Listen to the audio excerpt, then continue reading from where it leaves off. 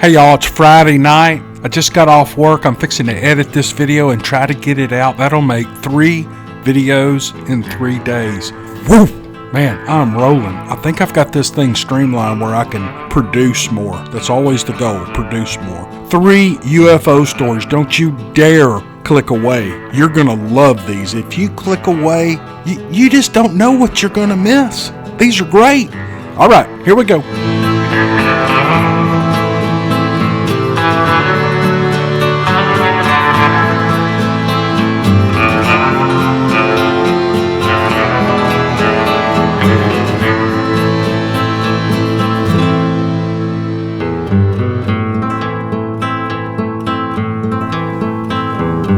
Here's another UFO encounter that I thought was really interesting. It was sent to me by a friend who actually was one of the first people I corresponded with when I first started my channel a little over a year ago. She's always been real sweet to me. She doesn't want her name out there, and that's fine. And she went through a tragedy, I think an expected tragedy, back in March. I just want to tell her I'm thinking about her. But let's get into her UFO encounter. It's really good. She writes, "It's in the late 1970s and my husband was a police officer. Another police officer had been shot. He was a dear friend of ours and my husband was assigned to take the officer's wife to the hospital every day 45 miles away. One night, returning home very late, they saw this large craft in the sky with a big light and it frightened her. She could barely tell me about it. She was so scared. A few days later, my husband and I went to the hospital so that I could visit the police officer. And as we were returning home late that night, we saw the same object in the sky that they had seen and that had scared the other officer's wife. It was huge. It was huge. We were traveling on a 6-lane interstate that had a wide grassy median, and this craft was wider than all the lanes and the median. It was either barely moving or stopped right above the interstate, and we were going to drive right under it. I don't know how low it was, but it was very low. I think it was a man-made craft. It was dark, but I could only make out the shape and the exterior finish. It looked like it was made out of some type of aluminum or metal. It had a shine to it. It was definitely not a low-flying plane. It was round and dome-shaped on the top, and it was flat on the bottom. If you cut a ball in half, that was the shape of this craft, like a half a sphere. I can't recall any other lights except one big searchlight that was shining down on the ground off to the right side of the road. It was a huge light, and it was very bright. I wanted to stop and get out and look at this thing as we went under it, but my husband was driving, and he wouldn't stop. I rolled down my window and stuck my head out to see if I could hear it as we went under it, but I couldn't hear anything. I remember saying, shoot, I couldn't hear anything other than the crickets. About 10 miles down the road, it dawned on me, how could I hear crickets driving down the road at 65 miles per hour? So I rolled down the window again and I stuck my head out and all I could hear was the wind. So I assumed the craft sounded like crickets. Oddly enough, I was the one that was so excited about this craft. My husband never wanted to talk about it. When I would tell someone the story, he would corroborate my story, but only if I asked, and he saw it twice. I once asked him about it and if he was scared, and he said no, it just wasn't that big of a deal to him. Well, it was a big deal to me.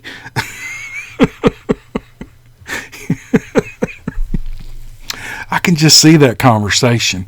She has another thing here, and it's I'm going to go ahead and narrate it, but it's a way to, she's debunking what she sees. In other words, she sees what she thinks is a UFO. This is a whole nother encounter than what I just told you, but she sees it and then she debunks it. And I think these are important.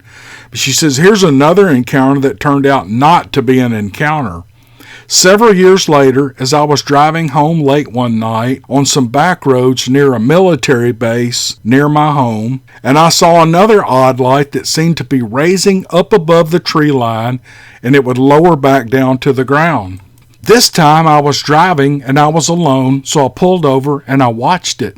It was a little scary and it was very exciting. Again, the light came up from the ground, hovered just above the treetops for a few seconds, and then it flew a short distance and it started hovering again. It seemed to turn around in place and then it flew away fast. I was familiar with helicopters and how they take off and move in the air, and this was not a helicopter. At that time, there were no helicopters that took off straight up. I worked at the military base that I mentioned, so I knew some of the guys that worked there at the airfield. The next day I called them up and asked if we had any aircraft that could fly like I described, and after the airfield guys teasing me for seeing a UFO, their answer was no, we definitely didn't have any craft at the base that could do maneuvers like I described. It was a couple of years later when the vertical takeoff VTO aircraft was publicly announced. I think I was in the right place at the right time to witness a secret test run of one of these VTO aircrafts. When I saw the video of the VTO aircraft, I was positive it was what I had seen that night. Talking about it now seems to be old hat, but back then there were no aircraft, not even helicopters, that could do what that plane did. Oh, those are cool. I just love these UFO stories. It's not like a Bigfoot attacking you or chasing you or whatever. They're just kind of dreamy. I don't know. They're dreamy kind of stories. And what's cool about this is this woman was excited. Every time she would see something like that, she was excited. Now contrast that with her friend who had seen it and was scared to death. See, I've seen some lights in the sky and I've talked about them in a video previously. I'm not going to do that again. But I remember being so excited. I was like, oh my gosh, I'm seeing, this is so cool. And if I saw something today, I don't care. I just don't think it would scare me. I think I would be excited about it. There's just something about seeing different things like that are, I don't know, they're intriguing to me. And I get all giddy when I see something like that. And it's so seldom we as humans see something different because, we get used to the same things that we see day after day after day that they don't really mean much to us. And then when you see something spectacular in a huge spacecraft or some kind of aircraft in the sky that's wider than a 6-lane highway, hovering, shining a light on the ground, oh my gosh, I don't know, I can't even describe how freaked out I would be and happy, and I would have pulled over and sat on the tailgate of the truck and watched it until it was gone. But that's just me. I'm just kind of inquisitive. Anyway, I love these UFO things, and I really, really appreciate her sending this to me. Thank you. Here's an interesting little UFO story. The writer wants to be anonymous. He writes, I work on a charter fishing boat in New Jersey, and we spend our summers tuna fishing, going up to 100 miles offshore. 2 years ago, in the summer of 2017, I saw something strange. It was a flat, calm day, and the fishing was good. The day was winding down, and the sun was setting.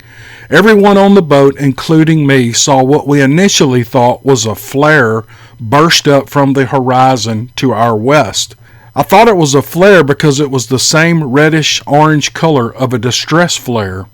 I alerted the captain. The light rose slowly into the sky. I expected the flare to slowly fall back to Earth, but it stopped and stayed stationary where the typical arc of a flare would stop rising. All the hands and I were locked into this thing for a couple of minutes. Things were about to get weird. 2 more of the same orange lights appeared on either side of the original, making a line of 3 lights perfectly parallel to the horizon. The strange dots stayed like that for a few minutes, and then I thought things couldn't get possibly any stranger, and they did. First, one of the dots on the end disappeared, and then it came back, and the dot on the opposite side disappeared at the same time. They continued this alternating blinking for a while, and then they all disappeared. To this day, I cannot explain what those lights could have been other than a UFO. This was seen by 8 of us on the boat. We were approximately 80 miles from land, and there were no other boats within miles of us. There was never a distress call associated with the launch of a flare. We later called the Coast Guard to see if they had received a distress call, and they had not. Man, that's probably just your typical strange lights in the sky kind of story. I love it. I've been tuna fishing one time, and man, I had the best time. We were off the coast of North Carolina, and we were heading out to the Gulf Stream, which is from the Outer Banks is probably 70, 80 miles. We drove all the way out there. We fished, and all the guys there were 4 of us on the boat, and all 4 of us caught a yellowfin. Man, they're the hardest fish in the world to catch, but I loved it. I had a great time. But that horizon in the evening is so, especially when it's not cloudy, it's just perfect. It's perfect if you're looking back to the east where it's getting dark, and it's the perfect backdrop to see lights come up above the horizon or go across the horizon, a jet or a plane or even boats that aren't over the horizon. It's so clear. You saw these things way up above the horizon. I think that's cool, man. Who knows what it could have been? Definitely a UFO. Was it aliens? I don't know. We'll never know. But listen, thank you very much for sending the story. I love these UFO encounters. They're awesome. This story was sent to me back in August, late in August, on my birthday. I got it on my birthday. And so it's kind of special to me. Here's another reason it's special to me. The person who sent this to me, her name is Sonia, and she always leaves the sweetest comments on my videos. And I just wanted to tell her thank you. I really appreciate it, and thank you for sending the story. It's a UFO story, and it's really cool. And I'm just going to narrate it for you now. I think you're going to love it. She writes, I have a story to tell of something that happened to me and my husband when we were both 20 years old. He didn't want me to tell anyone, so I didn't. He died last year, so I guess it doesn't matter now. So here's my story. And she gives it the title, The UFO. My husband and I moved into a large apartment with our baby in September of 1969. My husband got a new job where he had to work late hours. I wasn't used to being left alone with a new baby, and I was uneasy. I thought it would be a good idea to stay at my parents' home in Lake Station, Indiana, and my husband could pick me up on the way home from work. All went as planned for a couple of months. My husband would usually pick me up around 11 p.m. On a night in November of 1969, my baby was a month old, and I was embarrassed because he didn't pick me up until 2 a.m. I was so angry with him that I wouldn't even talk. We drove away in silence for our 20-minute ride home. While on the road, my husband asked me to look at something in the sky that he could see on the left side of the road. I wouldn't look because I had my face turned away from him. I was still angry. He started to get really excited, and he finally yelled at me to look. I looked and saw a big round ball of orangey red light. It was huge. I told him that it was the sun setting, and he told me to think about what time it was. There is no setting sun at 3 a.m. in the morning. I watched it, and it was moving along with the car. The ball of light stopped in the sky right above us. We had to back up to be even with it, and he pulled over to the side of the road. At the same time, I noticed that a man in a pickup truck had also stopped right behind us. I started getting a little nervous about the guy in the pickup truck more than the light in the sky. There were no other cars on the road.